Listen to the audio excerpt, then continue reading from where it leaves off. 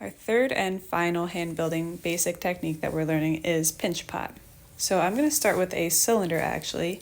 Some teachers will start with a sphere, but I found that I get a more even pinch pot if I start with that cylinder shape. So I rolled a tube and flattened the top and bottom. Now I'm just going to start to pinch my thumbs down towards the center, slowly opening up that cylinder around my thumbs. Being careful not to move the clay too quickly. You'll notice that if your clay is already starting to dry out, if you are trying to make big movements with your clay and really make it thinner too fast, a couple of things will happen. Your clay will start to crack because you're moving it too much while the moisture is just flowing right out. The other thing that will happen is that you'll get really uneven sides. So you can see here I have a little bit of a crack happening. So I'm just going to spray that one time with water. And before I start to pinch anymore, I'm going to really smooth that water in, so that way it doesn't turn the rest of my pinch pot into a bunch of gloop.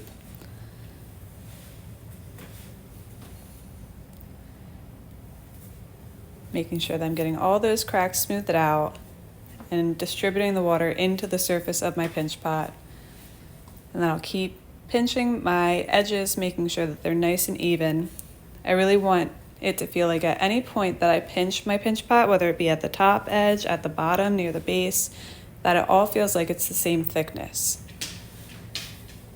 We're going to even go as far as to slice our pinch pots in half. Don't worry, we'll Frankenstein them back together. But I want to see that you have a really good grip on feeling for the right thickness in your pinch pot and making sure that everything's consistent. You never want to make anything too thin out of clay.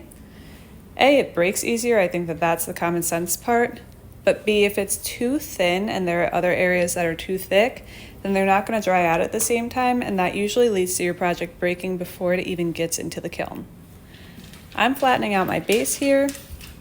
And then you'll see that I'm going to cut my pinch pot right in half to check my thickness.